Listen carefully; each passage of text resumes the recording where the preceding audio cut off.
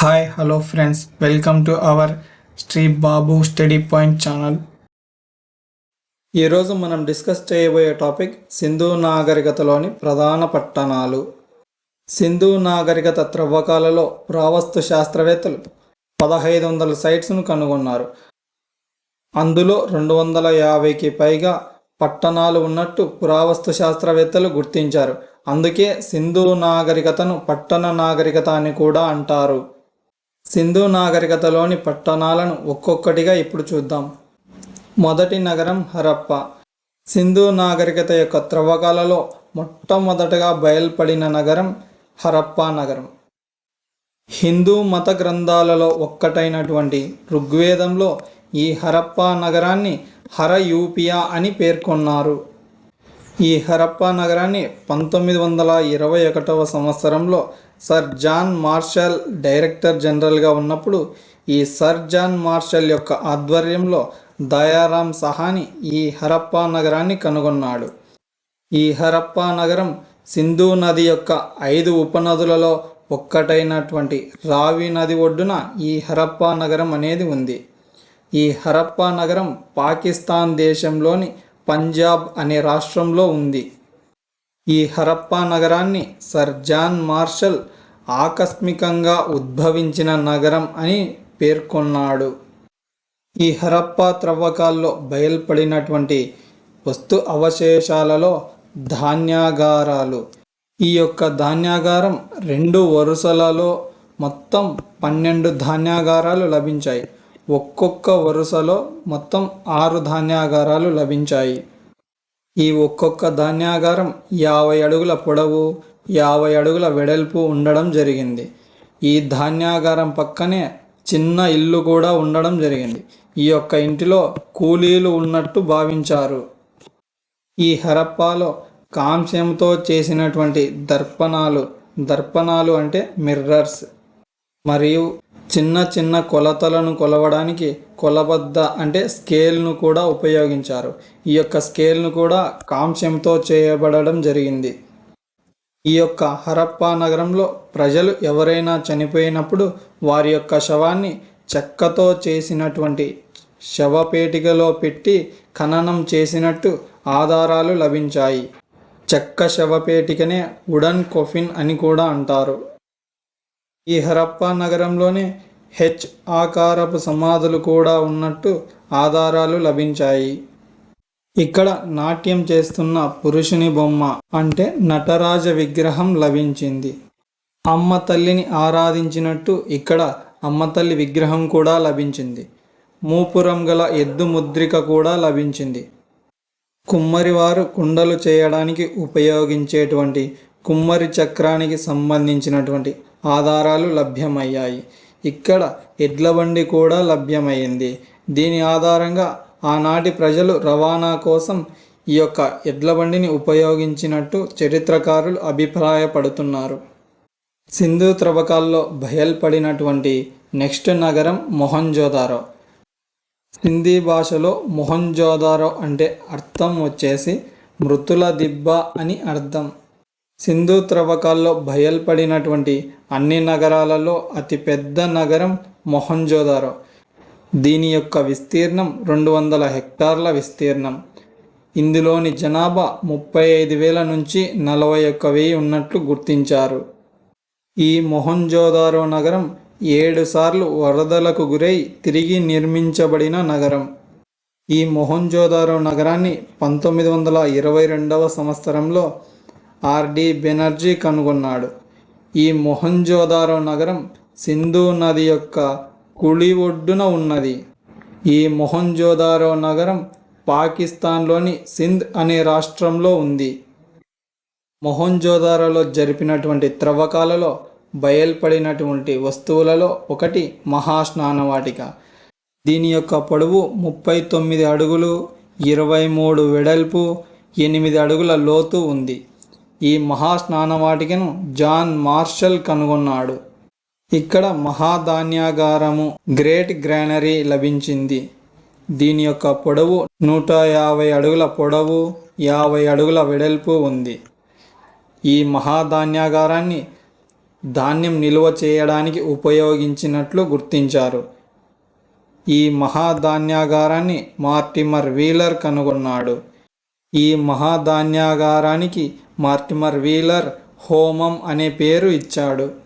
ఇక్కడ assembly hall, దేవాలయం లాంటి కట్టడము, కుషానుల కాలం నాటి బౌద్ధ స్తూపం బయల్పడ్డాయి. కాంస్యంతో చేసినటువంటి నాట్యగత్తె విగ్రహము, స్టియటైట్తో చేసినటువంటి గడ్డపు మనిషి బొమ్మ లభించింది. ఇక్కడ మెసపటోమియాకు చెందిన 3 స్తూపాకార ముద్రికలు లభించాయి. ఈ స్తూపాకార ముద్రికల ఆధారంగా సింధు నాగరికతకు మెసపటోమియా నాగరికతకు గల వ్యాపార సంబంధాలను తెలియజేస్తాయి. ఇక్కడ కాంస్యంతో చేసినటువంటి రంపము మరియు రాగితో చేసినటువంటి 2 ఖడ్గాలు కూడా లభించాయి. అలాగే రాళ్లతో చేసిన లింగాలు కూడా లభించాయి. మొహంజోదారోలో జరిపినటువంటి త్రవ్వకాల్లో పశుపతి మహాదేవ ముద్రిక లభించింది. ఈ పశుపతి మహాదేవ ముద్రిక చుట్టూ పులి, ఏనుగు, ఖడ్గమృగం, దున్నపోతు ఉన్నాయి. పాదాల దగ్గర 2 జింకలు ఉన్నాయి.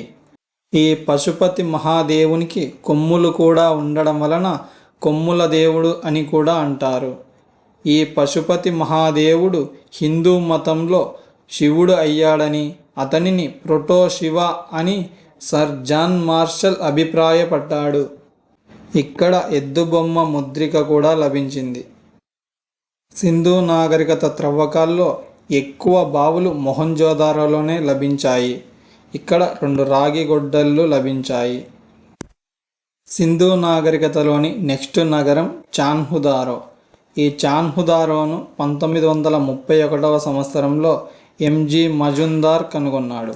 ఈ చాన్హుదారో నగరం సింధు నది యొక్క కుడి ఒడ్డున ఉన్నది. ఈ చాన్హుదారో నగరం పాకిస్తాన్ దేశంలోని సింధ్ అనే రాష్ట్రంలో ఉంది.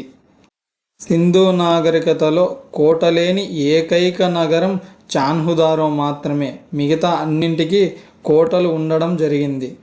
ఇక్కడ లేఖలు రాయడానికి ఉపయోగించేటువంటి సిరాకుండ అంటే ఇంకుపాట్ లభ్యమయ్యింది. ఇక్కడ పిల్లికి సంబంధించినటువంటి ఆధారాలు లభ్యమయ్యాయి. ఈ చాన్హుదారో నగరం 3 సార్లు వరదల్లో ధ్వంసమై తిరిగి నిర్మించబడినటువంటి నగరము.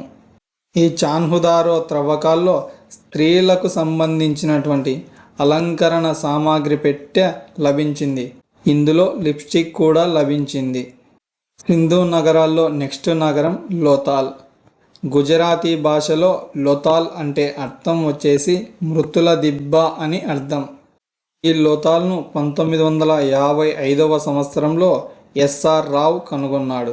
ఈ లోతాల్ నగరం భొగావో అనే నది ఒడ్డున ఉన్నది. ఈ లోతాల్ నగరం గుజరాత్ రాష్ట్రంలో ఉన్నది. ఇక్కడ పర్షియన్ గల్ఫ్కు చెందిన ఒక ముద్రిక లభించింది.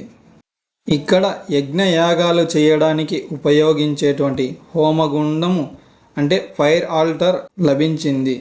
లోతాల్లోని ప్రజలు వరి పండించినట్టుగా బియ్యపు గింజ ఆధారము ఇక్కడ లభించింది. ఇక్కడ చదరంగపు బల్ల అంటే చెస్ బోర్డు లభించింది. మరియు టెర్రకోటతో చేసిన గుర్రపు బొమ్మ లభించింది. టెర్రకోటతో అంటే కాల్చిన బంకం మట్టితో చేసినటువంటి గుర్రపు బొమ్మ లభించింది. ద్విఖననము ఇంగ్లీష్లో డబుల్ బరియల్ అంటారు. ద్విఖననము అంటే ఒకే సమాధిలో 2 శవాలను పెట్టి పూడ్చడం. కొందరి పురావస్తు శాస్త్రవేత్తల అభిప్రాయం ప్రకారం ఒకరు స్త్రీ అని, ఇంకొకరు పురుషులు అని, ఆనాటి కాలంలో సతీ సహగమనం ఉన్నట్టు కొందరు పురావస్తు శాస్త్రవేత్తలు అభిప్రాయపడుతున్నారు. ఇక్కడ కాంస్యంతో చేసినటువంటి కొలబద్ద అంటే స్కేల్ లభించింది. ఇక్కడ వజ్ర వైడూర్యాలతో చేసినటువంటి పూసలు మరియు రాగి గాజులు లభ్యమయ్యాయి. సింధు నాగరికతలో లోథాల్ అనే నగరం ప్రధాన రేవు పట్టణముగా ఉండేది. లోతాల్ నగరం నుండి సముద్రము ద్వారా జాతీయ మరియు అంతర్జాతీయ వ్యాపారాలు బాగా జరిగినట్టు తెలుస్తుంది. మెసపటోమియా ప్రజలకు మరియు సింధు నాగరికతలోని ప్రజలకు ప్రధానంగా ఈ లోతాల్ నగరంలోని ఓడరేవు ద్వారా వ్యాపార సంబంధాలు జరిగినట్టు ఆధారాలు కూడా లభ్యమయ్యాయి. ఈ లోతాల్ నగరంలోనే ఓడలు ఆగడానికి ఉపయోగించేటువంటి స్థావరము ఓడరేవు ఆర్ డాక్ యార్డ్ ఇక్కడే లభించింది. ఈ లోతాల్లోని ఓడరేవును కాల్చిన ఇటుకలతో కట్టారు. ఇది సింధు ప్రజల మొదటి కృత్రిమ ఓడరేవు. ఈ లోతాల్ నగరంలో సముద్రము ద్వారా వ్యాపారము జరిగినట్టు ఓడబొమ్మ కలిగిన ఒక ముద్రిక కూడా దొరికింది. లోతాల్ నగరం వీధి వైపు గుమ్మాలు గల ఏకైక నగరం. అంటే రోడ్డు ఈ విధంగా ఉన్నట్టయితే ఆ రోడ్డు పక్కన ఇల్లు ఇలా ఉంటే దాని యొక్క తలుపులు కిటికీలు రోడ్డు వైపు ఉంటాయి. లోతాల్లోని ఒక వర్తకుని ఇంటిలో 12 స్నానపు గదులు లభించాయి. సింధు నగరాల్లో నెక్స్ట్ నగరం కాళీబంగన్. కాళీబంగన్ అంటే అర్థం వచ్చేసి నల్లని గాజులు. దీనినే బ్లాక్ బ్యాంగిల్స్ అంటారు. కాళీ అంటే నల్లని, బంగన్ అంటే గాజులు, నల్లని గాజులు అని అర్థం. కాళీబంగన్ను 1961వ సంవత్సరంలో బీబీ లాల్ కనుగొన్నాడు. ఈ కాళీబంగన్ గగ్గర్ అనే నది ఒడ్డున ఉన్నది. ఈ కాళీబంగన్ రాజస్థాన్ రాష్ట్రంలో ఉంది. ఈ కాళీబంగన్లో లభించినటువంటి వస్తు అవశేషాల గురించి తెలుసుకుందాం. కాళీబంగన్లో దొరికినటువంటి ఒక ముద్రిక ఆధారంగా సింధు ప్రజల లిపి అయినటువంటి చిత్రలిపి సర్పలేఖన పద్ధతిలో ఉన్నట్టు పురావస్తు శాస్త్రవేత్తలు గుర్తించారు. యజ్ఞయాగాలు చేసేటప్పుడు ఉపయోగించేటువంటి హోమగుండాలు, అలాంటి హోమగుండాలు వరుసగా 7 లభ్యమయ్యాయి. ఈ హోమగుండాల పక్కనే జంతువుల ఎముకలు ఉండడంతో ఇక్కడ జంతు బలులు కూడా ఉన్నట్టు పురావస్తు శాస్త్రవేత్తలు గుర్తించారు. ఇక్కడ మన భారతదేశంలోనే అతి పురాతనమైన వ్యవసాయ క్షేత్రం ఇక్కడే లభించింది. నాగలితో దున్నిన భూమికి సంబంధించిన ఆధారాలు లభ్యమయ్యాయి. కాళీబంగన్లోనే ఒంటెకు సంబంధించి ఒంటె కళేబరం బయల్పడింది. సింధు నగరాల్లోని నెక్స్ట్ నగరం బనవాలి. ఈ బనవాలి నగరాన్ని 1975వ సంవత్సరంలో ఆర్ఎస్ బిస్త్ అనే పురావస్తు శాస్త్రవేత్త కనుగొన్నాడు. ఈ బనవాలి నగరం సరస్వతీ నది ఒడ్డున ఉన్నది. ఇది హర్యానా అనే రాష్ట్రంలో ఉంది. సింధు నాగరికతలోని పట్టణ నిర్మాణం, నగర నిర్మాణ శైలి ఈ బనవాలి నగరంలో కనిపించదు. ఈ బనవాలిలో గ్రిడ్ విధానం పాటించకపోవడం వలన రహదారులు అంటే రోడ్లు అస్తవ్యస్తంగా ఉంటాయి. అలాగే భూగర్భ మురికి కాలువల నిర్మాణం కానీ ఈ నగరంలో ఉండదు. ఈ బనవాలిలో 11 గదులు కలిగిన ఒక భవనం బయల్పడింది. ఇక్కడే టెర్రాకోటతో చేసిన నాగలి బొమ్మ మరియు పులి బొమ్మ కలిగిన ఒక ముద్రిక లభించింది. సింధు నగరాల్లోని నెక్స్ట్ నగరం సర్కోటడా. ఈ సర్కోటడా గుజరాత్ రాష్ట్రంలోని కచ్ ప్రాంతంలో ఉన్నది. ఈ సర్కోటడాలో గుర్రపు వాస్తవ అవశేషాలు లభించాయి. ఈ గుర్రపు వాస్తవ అవశేషాలు లభించక పూర్వము సింధు ప్రజలకు గుర్రం అంటే తెలియదని, ఆ గుర్రాన్ని ఆర్యులు ప్రవేశపెట్టారు అని పురావస్తు శాస్త్రవేత్తలు అభిప్రాయపడేవారు. కానీ ఈ గుర్రపు వాస్తవ అవశేషాలు లభించడంతో సింధు ప్రజలకు గుర్రము తెలుసు అని పురావస్తు శాస్త్రవేత్తలు చెప్తున్నారు. ఇక్కడి ప్రజలు ఎవరైనా చనిపోయినప్పుడు వారి యొక్క శవాన్ని కుండల్లో పెట్టి ఖననం చేసే పద్ధతి ఇక్కడ ఉన్నట్టు ఆధారాలు లభ్యమయ్యాయి. సింధు నగరాల్లోని నెక్స్ట్ నగరం తోలవీరా. ఈ తోలవీర నగరాన్ని 1991వ సంవత్సరంలో జేపీ జోషి కనుగొన్నారు. ఈ తోలవీర నగరం ఏ నది ఒడ్డున కూడా లేదు. ఈ ధోలవీర నగరం గుజరాత్ రాష్ట్రంలో ఉన్నది. ఈ ధోలవీర నగరం ఇటీవల బయల్పడిన నూతన నగరంగా ప్రసిద్ధి చెందింది. ఈ ధోలవీర నగరం ఎగువ, మధ్య, దిగువ అనే 3 విభాగాలుగా విభజించబడింది. ఈ ధోలవీర నగరం ఈ ధోలవీర నగరంలో జలాశయము అంటే రిజర్వాయర్ బయల్పడింది. సింధు నాగరికతలోని అన్ని నగరాలు కూడా నది ఒడ్డున ఉన్నాయి. ఈ ధోలవీర నగరం మాత్రం ఏ నది ఒడ్డున కూడా లేదు. కాబట్టి జలాశయం యొక్క అవసరము ఎంతైనా ఉంది. ఈ ధోలవీరలో ప్రజలు అందరూ ఒక చోట చేరడానికి స్టేడియం అనే ఒక ప్రాంతం ఉన్నట్టు పురావస్తు శాస్త్రవేత్తలు గుర్తించారు. జలసిరులు సిటీగా పిలువబడే ధోలవీరను 2021లో యునెస్కో వరల్డ్ హెరిటేజ్ సైట్గా గుర్తించారు.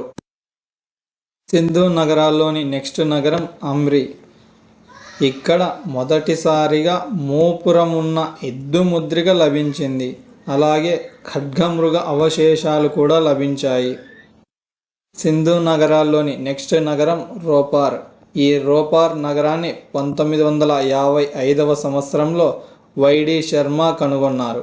ఈ రోపార్ నగరం సట్లెజ్ నది ఒడ్డున ఉన్నది. ఇది పంజాబ్ రాష్ట్రంలో ఉన్నది. ఈ రోపార్ నగరంలో యజమాని మరణానంతరం అతనితో పాటు తన జంతువులు అయినటువంటి కుక్కలను కలిపి ఖననం చేసే పద్ధతి ఇక్కడ ఉన్నట్టు పురావస్తు శాస్త్రవేత్తలు గుర్తించారు. సింధు నగరాల్లోని నెక్స్ట్ నగరం కోట్ డిజీ. ఈ కోట్ డిజీలో రాతి బాణాలు లభ్యమయ్యాయి. Finally thanks to each and every one. ఇలాంటి మరిన్ని వీడియోస్ కోసం మన channel Shri Babu study point ఛానల్ని like, comment, share and subscribe చేయండి.